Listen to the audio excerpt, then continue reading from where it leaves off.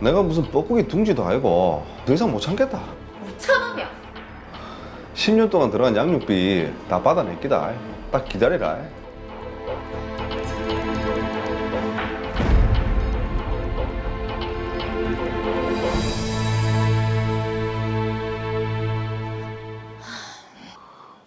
호영이는? 아, 잔다. 그럼 우리도 자자. 이 시간에 무슨 문자고? 아, 그 가게 손님인데 뭐가 좀 잘못됐다네. 내 잠깐 통화 좀 하고 올게. 자기 먼저 자래. 알았다 그래. 가게 손님이 밤에 전화를 하나요? 수상합니다.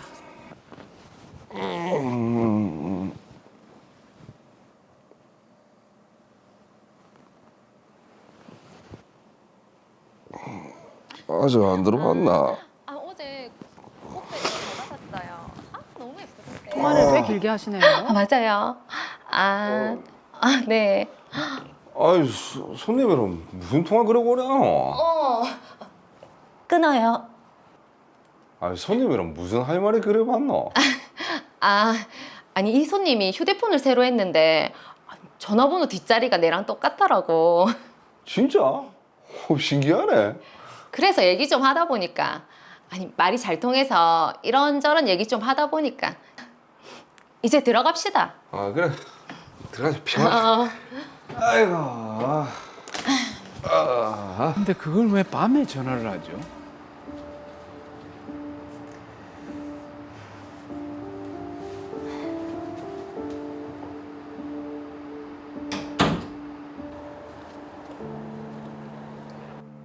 여보, 내가 왔다. 어디 갔나?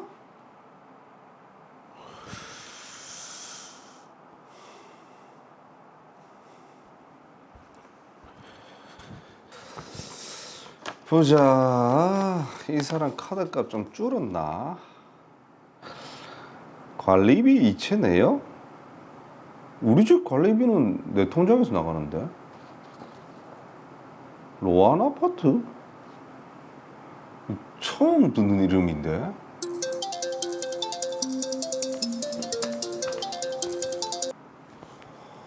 민수야. 뭐 잘 지내지 그래? 이사? 근데 그 로이 아파트 그대로 사는데? 우리 마누라를 부간동 로안 아파트에서 봤다고? 알겠다 그래. 그 조만간 한번 보자 그래. 상황이 이상한데요? 로안 아파트? 그건 누구 사나?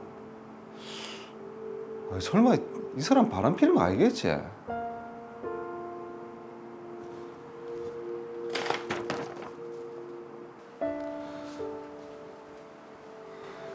의심이 싹 튼 저는 아내의 행적을 조심스럽게 확인했고 점점 더 아내의 의도를 확신하게 됐습니다.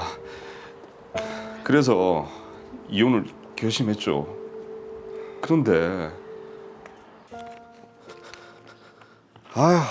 그 이혼에 필요한 서류들이 왜 많노? 혼인관계 증명서, 가족관계 증명서 다 있지? 이건 뭐고? 마누라 결혼한 적이 있다고? 예? 이건 내랑 결혼 전인데? 몰랐던 사실이죠? 이건 뭐고? 가족관계 증명서에 자녀가 왜 한 명 더 있노? 와. 뭐 17살? 아이씨, 내 이 여자 가만두라 봐라. 이씨. 완전 당했네요.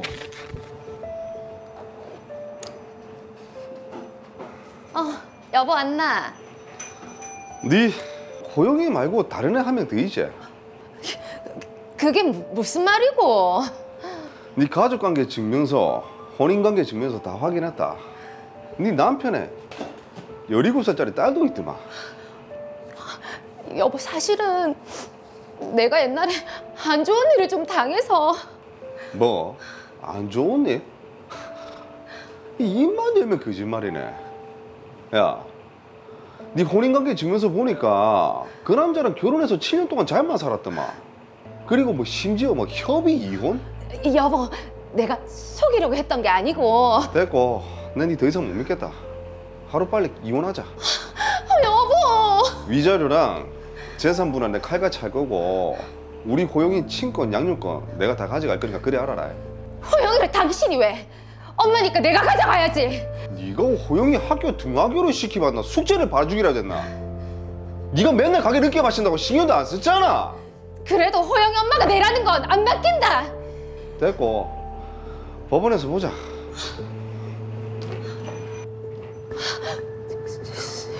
와, 이 사건이 큰데요?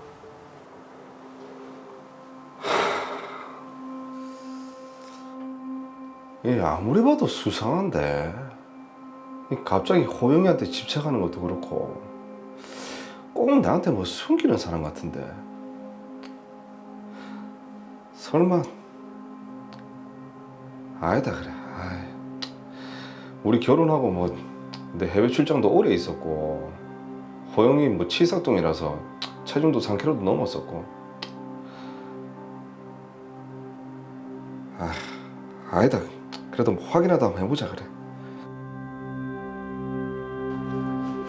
하나하나 다 의심이 들 것 같아요. 그렇죠. 모든 게 다 거짓 같지 않습니까? 야, 너는 바람 핀 것도 모자라서 호영이가 내 친자식이라고 속이나? 나도 몰랐다. 내가 무슨 뻐꾸기 둥지도 아니고 더 이상 못 참겠다. 참으며. 10년 동안 들어간 양육비 다 받아낼 기다. 딱 기다리라.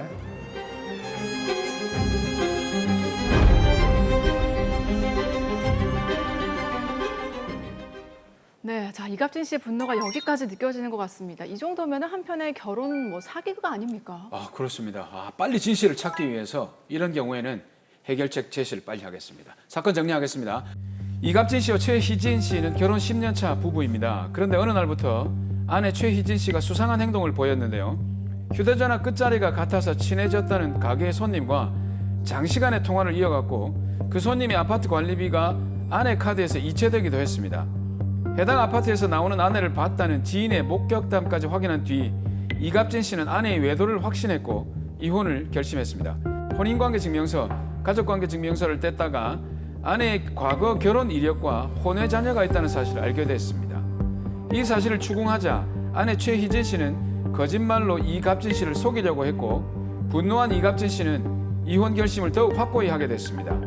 그런데 평소 아들의 양육에 관심이 없던 최희진 씨가 자녀의 양육권과 친권을 요구하기 시작했는데요. 이에 이상함을 느낀 이갑진 씨는 유전자 검사를 진행해 아들이 자신의 친자가 아님을 알게 됐습니다.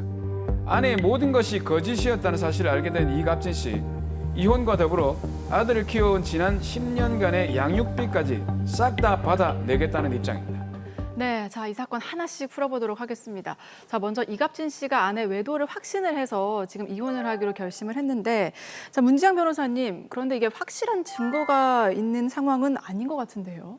예, 드라마에서 보셨지만 그 최희진 씨는 자신의 가게 손님이라는 사람과 하루에 수십 통씩, 그것도 심야에 장시간 전화를 하고, 또 새로 개설한 전화번호 뒷자리가 그 손님과 동일했습니다. 네. 그리고 최희진 씨 카드 내역서에는 그 손님이라는 사람의 관리비 이체 내역이 있고, 또 그 손님이 산다는 아파트에서 최희진 씨가 나오는 것을 지인이 목격하기도 한 상황입니다. 이갑진 씨는 이 모든 것을 종합했을 때 아내가 바람을 피고 있다, 부정행위를 하고 있다, 확신을 한 상황이죠. 네. 자 그런데 이게 스스로 확신만 했을 뿐 결정적인 증거가 없는데 이걸 부정행위라고 볼 수 있나요? 한마디로 얘기하자면 부정행위로 인정될 가능성이 높습니다. 부정행위는 이제 흔히 말하는 간통, 성적인 접촉, 네. 성관계를 포함하는 것보다 훨씬 넓은 개념이라고 보시면 됩니다. 그러면 이 결정적인 외도의 증거, 아까 말씀하신 그 간통과 예전에 유사한 그런 결정적인 증거 없이도 지금 최희진 씨가 유책 배우자가 될 수가 있겠네요. 될 수 있습니다. 예.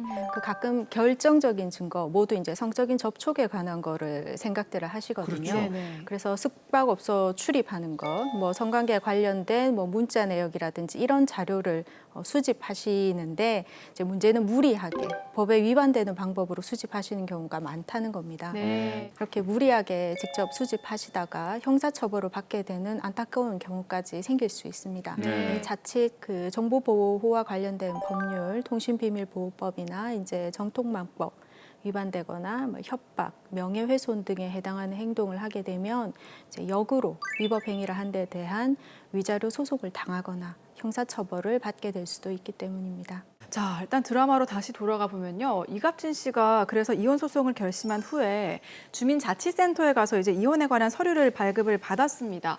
자, 그런데 아내의 가족관계 증명서와 혼인관계 증명서를 발급받았는데 이게 본인만 발급받을 수 있는 서류 아닌가요?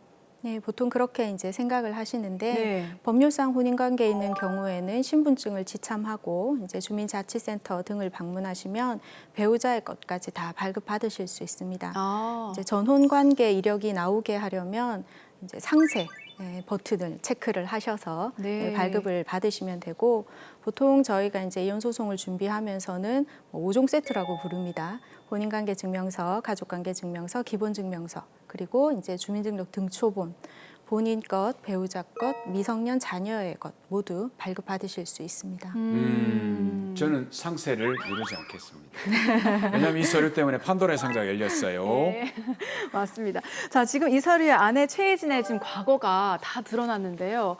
혼인관계 증명서에는 협의 이혼을 했다는 이런 내용이 또 있었다고 해요.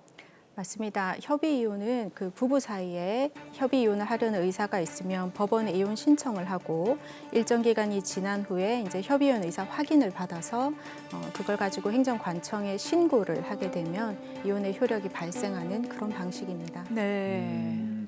그렇다면 최희진 씨가 협의 이혼을 했다는 사실은 전 남편과 충분히 그런 관계를 진행을 해 나갔다는 것을 서로 알고 있는 그런 내용이겠네요. 예, 그렇습니다. 이제 최혜진 씨는 본인은 전 남편과 실질적인 뭐 동거 생활이나 결혼 생활을 한 적이 없다. 전혀 모르는 그 네. 이후로는 얼굴을 보지 않은 사람이다라고 맞아요. 했지만 협의 이혼은 신청을 할 때 같이 하셔야 됩니다. 아. 공동으로 신청하게 되어 있고 특히 이 사례에 이제 미성년 자녀가 그 당시에 있었기 때문에 판사 앞에서 양육자는 누가 될 것인지, 양육비는 어떻게 할 것인지 그 부담 조서를 쓰게 됩니다. 그래서 판사님이 의사 확인을 다 한 후에 이제 도장을 찍어주게 되기 때문에 전혀 몰랐다라는 것은 명백한 거짓입니다. 그러니까요. 와, 이 정도면은 최혜진 씨가 작정하고 남편을 사기를 쳤다. 그렇죠. 이렇게 봐야 될 것 같은데, 와. 자, 혼인이 그럼 무효를 시키거나 취소할 수는 없습니까? 심정적으로는 뭐 저도 공감이 되는 부분입니다. 근데 네. 혼인 무효나 이제 취소는 엄격하게 사유들이 제한돼 있습니다. 예를 들면 혼인 무효, 완전히 기록이 남지 않는 무효가 되려면 혼인 의사 없이 위장 결혼을 했다거나 네. 아니면 8촌 이내에 혈족 사이에 결혼을 했다거나 이런 경우여야 하고 또 혼인 취소가 되려면 뭐 사기 강박으로 네. 본인의 의사 표시를 했다거나 혹은 뭐 부부 생활을 계속 지속할 수 없는 뭐 악질, 기타 중대한 사유 이런 거를 알지 못하고 결혼을 한 때 이럴 때 취소가 가능합니다. 그럼 어떻습니까? 이 사건도 혼인 취소 사유에 해당이 되나요?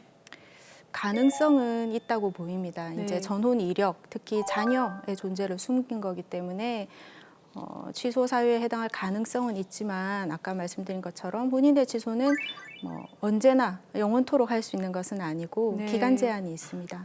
그 사기 기망 내용을 안 날로부터 이제 3개월이 지나면 청구가 어려우시고 특히 이제 이 사건 이갑진 씨 같은 경우에는 혼인 취소로 인한 그 과정에서 아들이 상처받는 것을 상당히 두려워하셔서 이 방법은 원치 않았습니다. 네. 아 근데 그렇게 아들의 상처를 염려를 했는데 유전자 검사를 했더니 이 아들도 내 친자가 아니에요.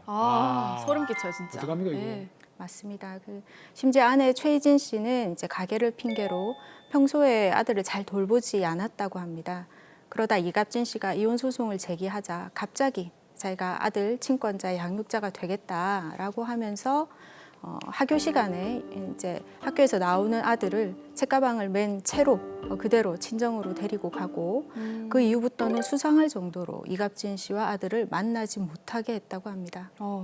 아니 아들이 평소에 돌보지도 않으면서 양육권 친권을 왜 고집하는지도 모르겠고요. 뭔가 그리고- 있어요. 네, 그리고 지금 친정에 데리고 가서 만나지 못하도록 하는 거는 이건 미성년자 약취 아닌가요?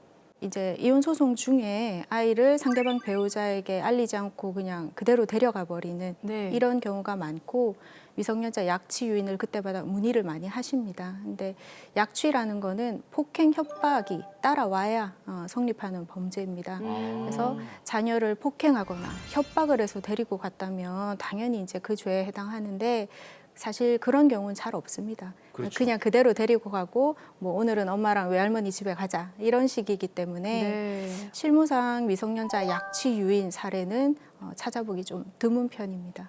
자, 그런데 일단 의심을 한 이갑진 씨가 친자 확인을 한 결과 친자가 아니라는 결과를 받았잖아요. 이거 정말 사기죄로 고소해야 되는 거 아닙니까?